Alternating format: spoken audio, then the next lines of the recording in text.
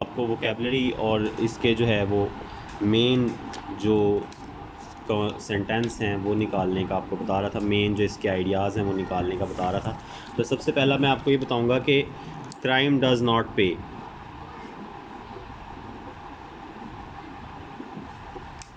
सबसे पहली जो बात है इस चैप्टर में याद करने वाली वो इसका ये मेन आइडिया है जी, क्राइम डज़ नॉट पे। दूसरी बात जो आपको इसमें याद रखनी चाहिए वो बात है इसके करैक्टर्स के नेम्स और उनका एटीट्यूड। इसके हवाले से आपको कम से कम एक आधा सेंटेंस आना चाहिए कि ऑल जो है वो किस तरह का था, मैक्स किस तरह का था, जॉर्ज किस तरह का था, निक किस तरह का था, इन सब का जो रवैया है। अब जैसे ये बाकी सारी चीज़ें पूछी हैं तो आप सिंपल सेंटेंसेस में भी लिख देंगे तो बात आपकी बन जाएगी। मिसाल के तौर पर अभी जो समरी हमने पढ़ी वो बहुत सादा अल्फाज में है, तो उसके आपको मार्क्स ज़्यादा अच्छे नहीं मिलेंगे। और दूसरी बात ये है कि आपका जो मार्क्स कंसिस्ट करता है इसके अंदर से वो सिर्फ 20 मार्क्स हैं, सिर्फ 20 मार्क्स का हिस्सा है जो टू क्वेश्चन उसने आपसे पूछने हैं। तो ये 2 क्वेश्चंस के लिए आपको क्या इतनी मेहनत करने की ज़रूरत है कि आप याद करें? नहीं, आपके पास कुछ बुनियादी चीज़ें होनी चाहिए जिन बुनियादी चीज़ों से आप क्वेश्चन का आंसर दे सकें, यानी कि कुछ बुनियादी एलिमेंट्स आपको याद हों और उनके अंदर बेसिक तब्दीलियाँ करके आप उसको हल कर सकते हो। देखें, अब वही बात आ गई कि how do the 2 killers treat the members of the staff of the restaurant. तो वही बात आ गई कि जो किलर्स थे वो कैसे डील कर रहे थे। तो अब पिछले क्वेश्चन में से आपको जो याद रखने वाली चीज़ें हैं वो क्या हैं जनाब? Character, name and attitude. तीसरे नंबर पे जो बात है याद रखने वाली वो क्या है? वो बात ये है कि जो आपकी रेस्टोरेंट की टाइमिंग,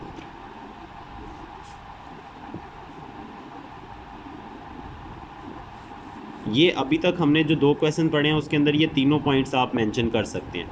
उसके बाद जो है वो आपको कहा जा रहा है कि उनका ट्रीटमेंट, करैक्टर्स, नेम, एटीट्यूड और इसके साथ आप एक और चीज़ लिख लें, ट्रीटमेंट। ये आप हर क्वेश्चन में लिख सकते हैं कि Al and Max were killers, name आ गए, उनका attitude, they were rude and they were treating the boys or the members, staff members very rudely.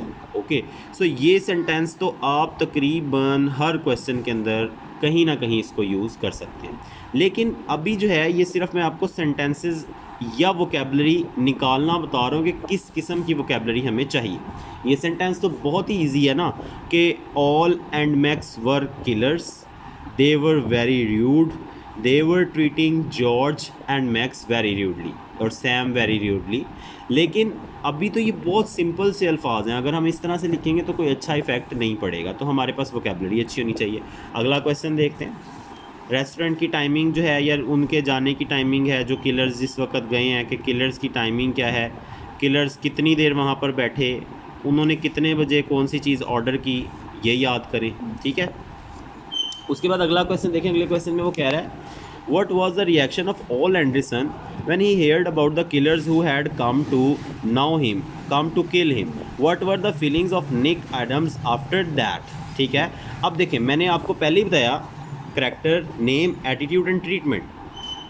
All was the customer of that restaurant. Okay, अब उसका attitude कैसा था? His attitude was normal. His attitude was casual. His attitude shows that crime does not pay. This is the idea, this is the main idea of this story. Okay, तो अब हमें सबके जितने भी लोग हैं उनके करैक्टर के नेम, उनके एटीट्यूड और उनके ट्रीटमेंट्स पता होने चाहिए कि वो ट्रीट कैसे कर रहे थे किसको, और फिर उस ट्रीटमेंट के हवाले से हमें जो है वो उनकी क्या चाहिए होगी, कोई अच्छी सी वोकैबुलरी। जैसे मिसाल के तौर पर जो ऑल एंड मैक्स हैं वो रूड थे, अब रूड के लिए कोई और अच्छा वर्ड भी हम निकाल सकते हैं। इसी तरीके से जो जॉर्ज है और जो सैम है, निक है, वो जो हैं वो डरे हुए थे, दे वर फ्राइटेंड। तो फ्राइटेंड के अलावा भी हम कोई ऐसा वर्ड निकाल सकते हैं जो थोड़ा सा यूनिक हो। और इसके बाद अगर हम देखते हैं ऑल एंडरसन का, तो ऑल एंडरसन डरा हुआ है लेकिन मुतमईन है। यानी सेटिस्फाइड है लेकिन थोड़ा डरा हुआ है, और उसको ये पता है कि वो अपने जुर्म से भाग नहीं सकता। तो इस हवाले से 2-3 वर्ड्स अगर हम निकाल लेते हैं तो ये 3-4 सेंटेंसेस इस तरह के होंगे जिनको आप तकरीबन हर क्वेश्चन के अंदर ऐड कर सकते हैं। उसके बाद देखें, अब कह रहे हैं जी describe the meeting between Al and Nick. तो ऑल एंड निक के दरमियान में भी आप कर सकते हैं कि सबसे पहले तो आप यही बताएंगे ना कि ऑल कौन है, निक कौन है, जॉर्ज कौन है, हुआ क्या था, ठीक है। तो आप ये बताएंगे कि all is the main character of the story, या द आप कह सकते द स्टोरी। सो यहाँ पर ऑल और निक के दरमियान में जो मुलाकात हुई वो हमने बताना है। अब देखें, फिर हम ये बता सकते हैं निक क्या था, निक वाज फ्राइटेंड, निक का एटीट्यूड फ्राइटेंड था। निक का नाम हमें पता है, उसका एटीट्यूड हमें पता, और उसका ट्रीटमेंट भी हमें पता है कि उसका ट्रीटमेंट क्या था, वो चाहता था कि वो कस्बा छोड़ जाए, ठीक है। और उसका ट्रीटमेंट क्या था कि वो डरा हुआ था, उसका एटीट्यूड डरा हुआ था। सो ये सेंटेंसेस हम इसके अंदर दोबारा से ऐड कर सकते हैं। उसके बाद हम उसको ये बता सकते हैं कि मिसाल के तौर पर जो ऑल है उसको निक ये टाइमिंग बता सकता है कि कब जो है वो आया था। अच्छा, अब इसके बाद जो क्वेश्चन दिया हुआ है जी वो है what is the theme of the story, the killer. फिर वही बात आ गई, theme is almost the main idea, और मेन आइडिया क्या है, crime does not pay. Crime does not pay के आगे आप सारे करैक्टर्स बयान करें। Al and Max are killer, they were very rude to the staff members of the restaurant. George, Nick and Sam are frightened and they were frightened, treatment भी उनका frightened ही था, and they want to leave the town, ठीक है। तो ये तो आपके पास पहले ही 2-3 लाइनें ऐसी हैं जिनको आप मुख्तलिफ़ जगहों पर सेट कर सकते हैं। फिर उसके बाद आप थोड़ा बताएंगे जी रेस्टोरेंट में क्या हुआ, किलर कब आए, किलर ने क्या किया, किलर कैसे उसके साथ बोले, क्या चीज़ है। तो ये सारी जो है इसकी थीम इसकी ये है कि क्राइम डज नॉट पे एंड क्रिमिनल कैन नॉट जो है वो प्लंज द कॉन्सिक्वेंसेस, वो उनसे भाग नहीं सकता। अच्छा, उसके बाद है जी bring out the horror in the story, the killer by the Ernest Hemingway. अच्छा, अब देखें इसके अंदर चौथी चीज़ जो हमारे पास आ रही है वो है हॉरर इन द स्टोरी। अब देखें हॉरर में आपको सबसे पहले एक चीज़ तो पता लगती है जब वो उनको यरगमाल बना लेते हैं, होस्टेज बना लेते हैं, किस पे, गन पॉइंट पे। तो कुछ हॉरर के लिए हम ऐसे वर्ड्स निकालेंगे जिससे इस कहानी के अंदर कुछ वज़न पड़ जाए। तो ये जो 4-5 बातें हमने निकाली हैं अभी तक, इन्हीं 5 बातों के इर्द गिर्द ये पूरा का पूरा चैप्टर अभी तक घूम रहा है। इन 4 बातों से ज़्यादा बाहर जो है वो बात कोई नहीं। अगली देखें जी, bring out the element of suspense and irony. अब हमारे पास जो 5वीं चीज़ आ गई वो है जी सस्पेंस। सस्पेंस इसमें क्या है कि why the killers want to kill Ole Andreson, ठीक है। और अब देखें इसके अंदर आयरनी क्या है, इसके अंदर जो तंज है वो क्या है, तंज के अनासर क्या हैं। तो तंज के अनासर भी देखें इसके अंदर, वो आपको कह रहा है जी कि तंज जो है वो इसमें ये है कि वो उसके ऊपर तंज करते हैं, उनका मजाक उड़ाते हैं, जॉर्ज का, निक का, सैम का। उन्हें सुथरे लड़के कहते हैं, उन्हें ब्राइट बॉयज़ कहते हैं, और उनको जो है वो उनके साथ बुरा सलूक करते हैं, उनके साथ बदसलूकी करते हैं, और उनके साथ रूडली बोलते हैं। तो ये जो है इसके अंदर तंज है कि जनाब ये एक अच्छी चीज़ नहीं है मुआशरती लिहाज से, सस्पेंस एंड आयरनी। उसके बाद 6वां question, the story the killer reflect some of the darkest aspects of the modern American society discuss. अब देखें ये है जी darkest aspect of the modern American society, darkest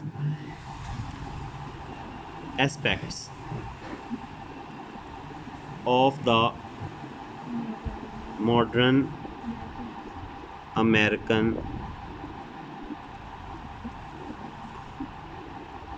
अब देखें ये ना, ये सवाल darkest aspect of the modern American society कई जगह पे आपसे पूछा जाएगा, कई जगह पर। तो ये जो darkest aspect of the modern society है ना, इसके हवाले से आपके पास कम से कम 2 से 3 सेंटेंसेस इस चीज़ के हवाले से होने चाहिए कि अगर आपने अमेरिका को के किसी भी पहलू को अगर आपने डार्केस्ट करार देना है तो आप किस तरह से उसकी जो है एक तजलील कर सकते हैं, किस तरह से आप ऐसे जुमले बना सकते हैं जिससे मजम्मत होती है उसकी, तो वो हमने बनाने हैं। उसके बाद देखें 8वां क्वेश्चन में वो कह रहा है जी what kind of understanding does the killer impart to the reader, reader को क्या समझ में आता है, ठीक है। तो 7वें नंबर पर हम कह सकते हैं understanding of the reader. So जी understanding of the reader is, क्या अंडरस्टैंड कर रहा है, crime does not pay, crime does not pay. ये हमें सबसे ज़्यादा अंडरस्टैंडिंग जो है वो हमें यही मिलेगी जी, क्राइम डज नॉट पे and criminal can not run. देखिए ना यहाँ भी इन्होंने लिखा है क्राइम डज नॉट पे, यही इसका मेन आइडिया है, यही इसकी थीम है, यही अंडरस्टैंडिंग ऑफ रीडर है, ठीक है। उसके बाद बाकी सारी बातों में हम लोग ये सारी की सारी चीज़ें जो है वो हम लिख सकते हैं कि जी इसमें हमें आयरनी नज़र आती है, इसमें हमें जो है वो सस्पेंस नज़र आता है, इसमें हमें हॉरर नज़र आता है। जब हम रेस्टोरेंट की टाइमिंग को देखते हैं, वो ऑर्डर इस तरह से करते हैं तो हमें इसमें सस्पेंस नज़र आता है, हमें इसमें हॉरर नज़र आता है। फिर जब वो ऑल के पास जाता है, ऑल को बताता है, तो हमें उसकी कैजुअल लुक से ये पता लगता है कि वो भी डरा हुआ है लेकिन वो सेटिस्फाइड है और वो इस बात को जानता है क्राइम डज नॉट पे। तो क्राइम डज नॉट पे जो है वो इसकी मेन थीम है, इसका मेन आइडिया। आगे देखें 9वें क्वेश्चन में वो कह रहा था killer is a powerful modern short story discuss. अब देखें जी 8वां पॉइंट है पावरफुल, पावरफुल स्टोरी। इसके ये जो पावरफुल स्टोरी है ना, इसके हवाले से भी आपके पास 2 के करीब ऐसे सेंटेंसेस होने चाहिए जो वाकई पावरफुल हों, जो पावर का इजहार करते हो कि जी हाँ जी वाकई कोई पावरफुल स्टोरी के हिसाब से कोई बात बताई है बच्चे ने। उसके बाद आपके पास आता है जी discuss the attitude and the opinions of other characters of the story except the 2 killers about all Anderson give your opinion too। देखिए वही बात फिर से आ गई, characters name attitude and treatment. फिर उसके अंदर हमें ये तो बताना ही पड़ेगा कि रेस्टोरेंट की टाइमिंग्स क्या थी, किलर कब आए, उन्होंने किस तरह का जो है वो ताल्लुक़ उनके साथ बनाया, क्या ऑर्डर था, क्या सस्पेंस था, क्या आयरनी। अगर आप ये लिख देंगे तो एटीट्यूड, टोटल एटीट्यूड को डिफ़ाइन करने में आपको सारा सिचुएशन को भी डिफ़ाइन करना पड़ेगा। सिर्फ ये नहीं होगा कि आप एटीट्यूड डिफ़ाइन कर देंगे और उसके बाद सिचुएशन डिफ़ाइन किए बगैर आपकी जान छूट जाएगी। सिचुएशन डिफ़ाइन करेंगे तो एटीट्यूड डिफ़ाइन होगा ना, कि 5 बजे जो है उन्होंने हैवी मील मांगा, उसने कहा जी 6 बजे मिलेगा, तो उसने उसको बड़े बुरे तरीके से उसने उसके साथ रवैया किया। जब हम रेस्टोरेंट टाइमिंग, किलर्स की टाइमिंग और उनका सारा कुछ बयान करेंगे तो अभी हमें पता लगेगा कि किस तरीके से उनका जो है वो रवैया था, तो उसके लिए सिचुएशन भी बयान हमें करना पड़ेगा। अब ये 10 क्वेश्चन जो हैं हम लोगों ने देखे हैं और इसमें से इन 10 क्वेश्चन में से हमने ये 8 पॉइंट निकाले हैं। इन 8 पॉइंट के इर्द गिर्द ही आपका पूरा चैप्टर घूमता है। कल इंशाल्लाह इन 8 पॉइंट्स के लिए मैं आप लोगों को वोकेबलरी फ्राहम करूंगा कि किस तरह की आप जो है वो एक अच्छी सी वोकेबलरी जिसका एक बड़ा अच्छा पॉजिटिव इम्पैक्ट हो वो आप लिख सकते हैं। कल के लेक्चर में इंशाल्लाह हम इसको देखेंगे।